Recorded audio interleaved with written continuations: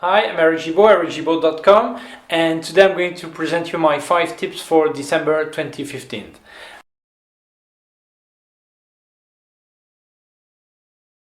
Let's start with tip number 1.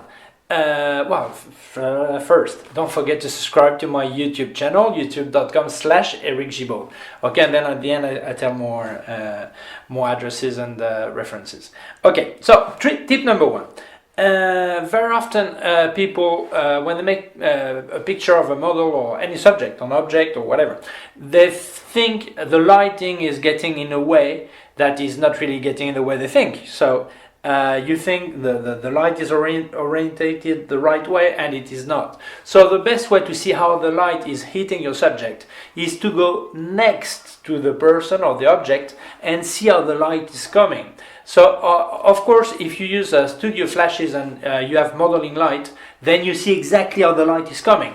But even if you're not using modeling light and you have Cobra flashes, if you have an umbrella or a softbox, then you do see how it is orientated. Because if the model is here and you get next to the person and you see the flashes is lighting there or lighting there, you see it. Very often there are just a few degrees, so from your camera you don't really see how it's really hitting the person. So I recommend you go next to your model and then you have a look at how the light is orientated. So this way you will get a better lighting of your subject. Okay, tip number 2. Very often I see people using wide-angle lenses for making pictures of models. If it was a landscape, it's not that problematic. But if it is a person, very often if you don't place yourself at the right height, what's going to happen is the shape of the person is going like this, like a barrel. So it's not something that is very glamorous and nice for the person. So I recommend you go as low as you can. So this way the subject appears like this. Of course, take care not to have a foot in the front, because otherwise it's gonna look like the foot is like that big, okay, or that big. Okay, so really, if you go as low as possible, maybe you place yourself at the height of the knees, or even lower, or even on the floor. This way the person will go like this, okay? If you make a picture from the top, take care with that, because with the wide angle, the head's gonna be like this, and the body's gonna be really small. So make sure that if you see the person, get as low as you can. Of course, there are some people you cannot make wide angle pictures, otherwise they look even bigger, but you have to decide. But in case you would use a wide angle, as low as you can, so the deformation is the way it's deformed is like this, okay?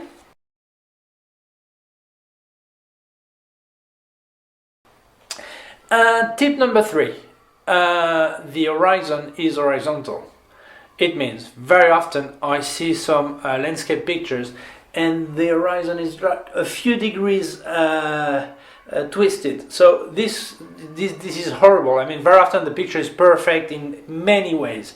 The light, the subject, the framing, and then you see the horizon like this. So make sure that it is perfectly horizontal. Or you use something with your camera, or level, or water level, or a bowl level, or I don't know how you call it. Or some screen now, they do indicate how it is, if it's horizontal or not. And otherwise you try yourself like this. If you cannot do it, then you can arrange it, repair it on your computer. I mean, you adjust the horizon. The first thing you have to adjust on the computer is the horizon. Then you can play with balances and lighting and everything, but first the horizon. In case you do not want to retouch it in your computer, or you are actually using analog pictures and you're not going to develop later, just scan your picture, do it. And otherwise just twist it really, so like 30 or 45 degrees. This way it doesn't look like an accident, it looks completely voluntary that you wanted the horizon to be twisted, okay? But not just a bit, really 30 or 45 degrees, so it looks like a way you wanted to frame the picture.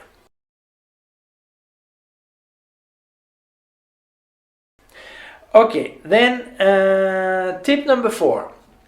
Very often we have problem with white balance.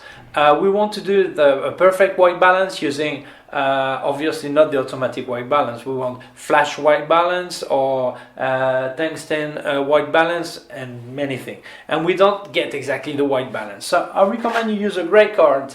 You make a picture of the gray card, then you tell your camera that to use this color as a white balance.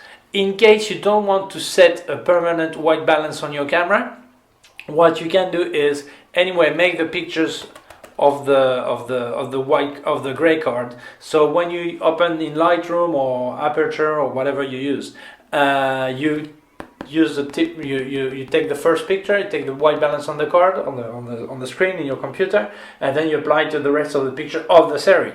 Obviously, if you move places, you have to make a picture each time the lighting and the colors are changing. So this way you have the perfect white balance. But for perfect white balance, I advise you use a gray card. Okay.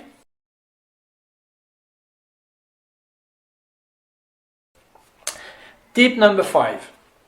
Very often we want to make pictures on a tripod and to be really steady, and we don't realize that when we're going to press the shutter, then what's going to happen? The camera is going to move. So you need a shutter release.